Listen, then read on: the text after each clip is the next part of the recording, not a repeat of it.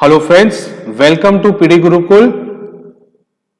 और आज हम टॉपिक जो डिस्कस करने जा रहे हैं वो है battle of Panipat 1761।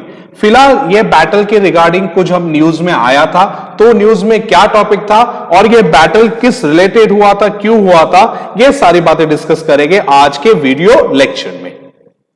So guys, Manoj दानी नाम के एक independent US based researcher of art history, बराबर, नाम क्या है इनका, मनोज दानी। उन्होंने क्या किया कि सारी रेयर पेंटिंग्स को एसिमुलेट किया, इकट्ठा किया, बराबर, जो किसके रिगार्डिंग थी, जो थी बैटल एंड इट्स की प्लेयर्स। कौन सा बैटल? Battle of Panipat. और ये सारे पेंटिंग्स को मिला के उन्होंने एक किताब लिखी जिसका नाम है battle of Panipat in light of rediscovered paintings, बराबर। उन्होंने क्या किया, मनोज दानी साहब ने, जो कि यूएस से है, उन्होंने सारी जो रेयर पेंटिंग्स है, बराबर, उनको इकट्ठा की और उसे किताब का रूप दिया और उस किताब का नाम उन्होंने रखा battle of Panipat in light of rediscovered paintings. Okay, अभी बुक्स के अंदर जो रेयर पेंटिंग्स की बात मैं अभी कर रहा था, वो कहां से उन्होंने इकट्ठा की थी?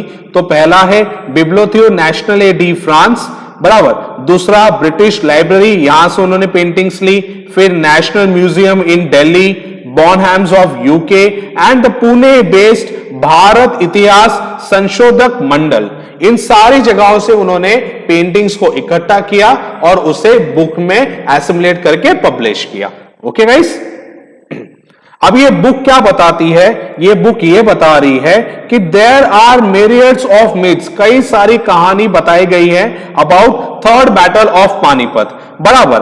पर ये जो वेल एस्टैब्लिश एक नरेटिव जो है, एक एस्टैब्लिश नहीं होता, कि एक स्ट्रॉन्ग नरेटिव नहीं मिलता हमें थर्ड बैटल ऑफ पानीपत के बारे में, बराबर। हमें कुछ छोटी मोटी क्रूशियल एपिसोड्स जो कहे उसके बारे में ही हमें पता है। किसके रिगार्डिंग हम बात करें? थर्ड बैटल ऑफ पानीपत के बारे में, बराबर। और जहां से हमें पता लगा है, it is only from a handful और सिलेक्टेड सोर्सेज, बराबर। एक हैंडफुल और सिलेक्टेड सोर्सेज के थ्रू ही हमें बैटल ऑफ पानीपत के बारे में पता चलता है, ऑफ डूबियस वेरासिटी, बराबर। Selected sources of dubious veracity मतलब दोनों अलग अलग चीजें जानने मिलती है, एक स्ट्रॉन्ग नरेटिव जानने नहीं मिलता है कि ओके ये ही इंसिडेंट हुआ था, बराबर। सोर्सेज से पता तो चलता है पर सोर्सेज भी कंफर्म नहीं है, कुछ एक बातें करते, कुछ दूसरी बातें बताते, कोई कंफर्म चीज नहीं बता रहा है about third battle of Panipat के बारे में। ये पेंटिंग्स जो है वो किन लोगों के, मतलब ये बुक्स के अंदर जो पेंटिंग्स है वो कौन से लोगों की है? तो वो है अहमद शाह अब्दाली की, बराबर। फिर Sadashivrao Bhau, Najib Khan Rohilla, Dattaji Shinde, Vishwas Rao, Surajmal Jat and other Maratha Afghan Rohillas and Jat chiefs, इन सारे लोगों की पेंटिंग्स है इस बुक के अंदर। ओके, ये बुक जो है, बराबर, वो एक ऐसी बातें बताने की कोशिश कर रही है कि उस समय किस तरह से अलायंस जो है वो शिफ्ट हुआ था इंडियन पॉलिटिक्स के अंदर, बराबर। कि अगर अब्दाली जब थर्ड बैटल ऑफ पानीपत हुआ था तो उस समय की हम बात करें तो मराठा जो थे वो काफी स्ट्रांग थे, पावरफुल थे, जिन्होंने दिल्ली के ऊपर भी कब्जा कर रखा था। दिल्ली में जो मुगल के रूलर बैठे थे वो भी उनके पपेट थे, बराबर, किनके? मराठास के। और राजपूताना भी मराठास के सपोर्ट में थे। पर जब अहमद शाह अब्दाली ने भारत के ऊपर आक्रमण करने का सोचा तो शिफ्टिंग अलायंस देखने के मिले कि कई छोटे मोटे राज्य जो थे, इवन राजपूताना ऑल्सो, वो जाके खड़े हो बैठे किसके साथ? अब्दाली के साथ, बराबर। तो शिफ्टिंग अलायंस की स्टोरी जो है हमें देखने को मिलती है इस बैटल के अंदर। टू अदर मेजर बैटल्स जो है फॉट हुए थे पानीपत में। अभी मैं आपको बता दूं गाइस कि बैटल ऑफ पानीपत जो है वहां पे 3 बैटल्स हुए हैं, battle of Panipat first, second and third, बराबर। अभी आप सोचोगे कि इसका नाम बैटल ऑफ पानीपत क्यों रखा गया? तो पानीपत नाम की जगह पे ये बैटल हुए थे, ये लड़ाई हुई थी, बराबर। और ये पानीपत जो है वो दिल्ली से कुछ दूरी पे आई है ये जगह, बराबर। दिल्ली जो है वहां से थोड़ी दूरी पे आती है ये जगह, अराउंड 80 to 90 किलोमीटर दूर ये जगह आती है पानीपत, बराबर। पहले कैसे हुआ था guys, during the time of medieval India, कि दिल्ली जो था वो कैपिटल था, ओके। तो सारे राजा क्या सोचते थे कि हमें हमारी लड़ाई को कैपिटल सिटी है या फिर अगर हम कहें कि जो सिटीज है उससे दूर रखना है, ताकि जो आम पॉपुलेशन है, आम लोग है, वो इसके बोले क्या ना, इसके अंदर ना आ जाए, बैटलफील्ड के अंदर ना आ जाए। बराबर, उसके लिए जो भी लड़ाई की जाती थी वो सिटी से दूर की जाती थी।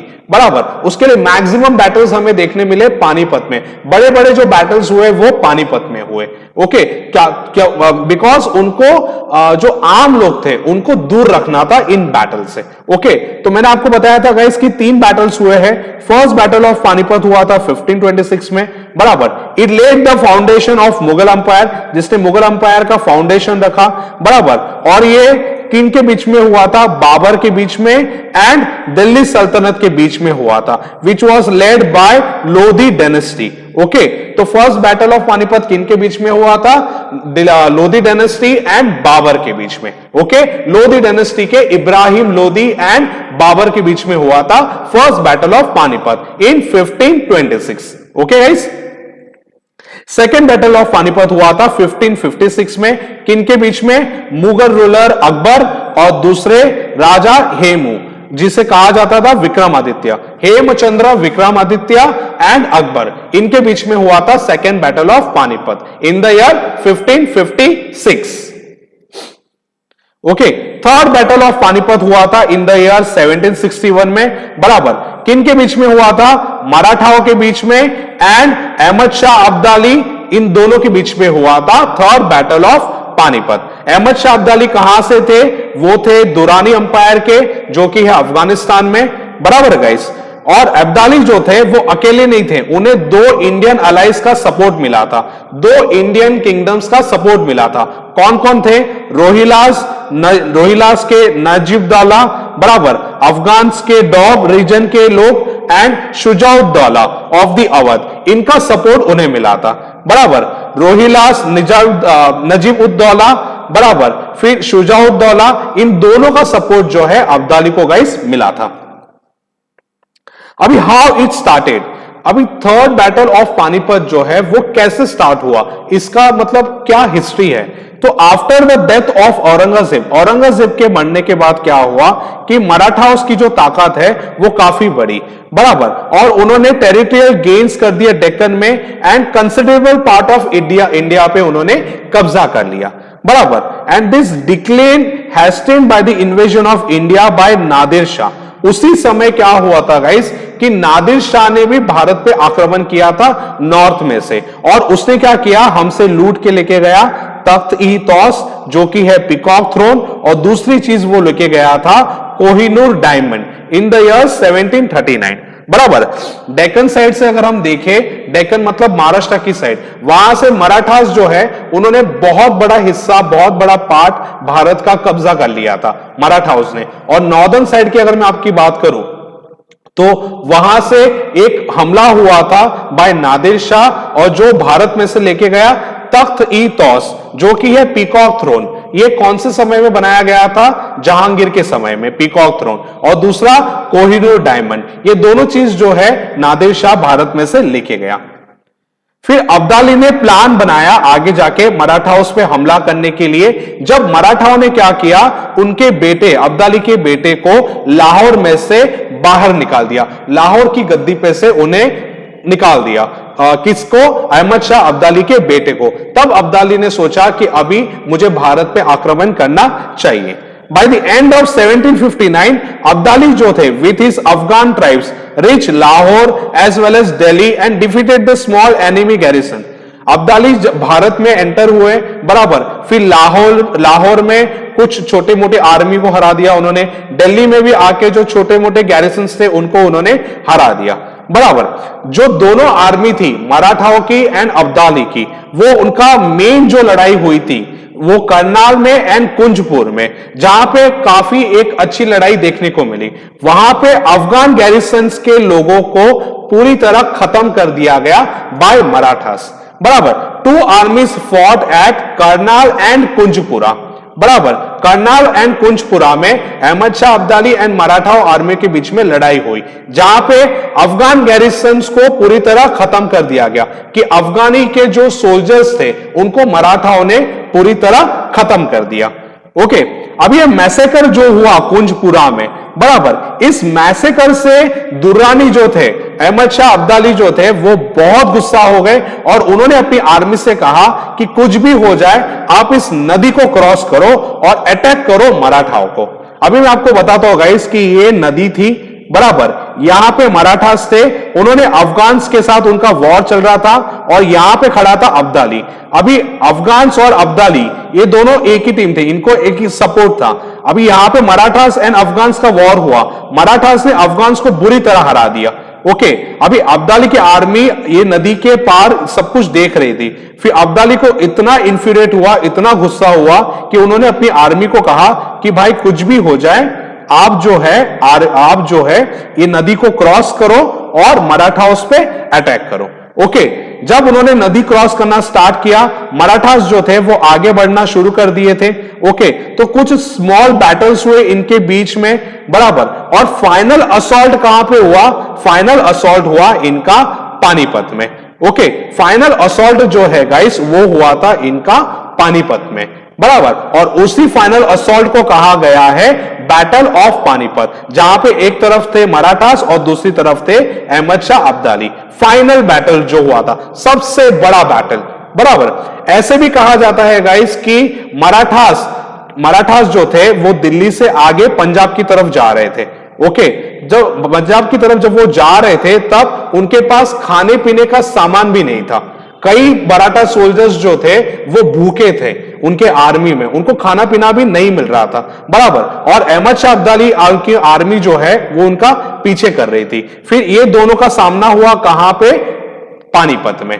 ओके गाइस, और आपको इसके आउटकम तो पता ही होंगे कि बैटल ऑफ पानीपत का फाइनल आउटकम क्या हुआ था।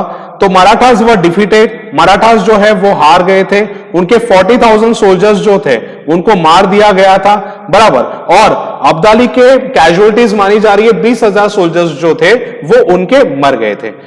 अभी इस वॉर के बाद गाइस क्या हुआ कि मराठास की जो प्रेस्टीज थी, मराठास की प्रेस्टीज पूरी तरह से खत्म हो गई थी। जो एक प्री एमिनेंट पोजीशन बना के रखी थी नॉर्थ इंडिया में आफ्टर दिस वॉर, उसको भी बहुत बड़ा धक्का पहुंचा था, वो बुरी तरह से खराब हो गई थी उनकी प्रेस्टीज। एंड इस सब का फायदा किसको मिला? अब्दाली और मराठास के बीच में जो वॉर हुआ, इस सब का फायदा मिला ब्रिटिश कॉलोनियल पावर को, बराबर, टू एक्सपांड, बराबर। मराठास जो थे वो उस टाइम पे बहुत ज्यादा पावरफुल थे और ब्रिटिशर्स भी उनका सामना नहीं करना चाहते थे, पर अब्दाली जो थे वो उनके साथ वॉर हुआ मराठास का, मराठास को उन्होंने खत्म कर दिया और उसका फायदा उठा दिया ब्रिटिश कॉलोनियल पावर ने।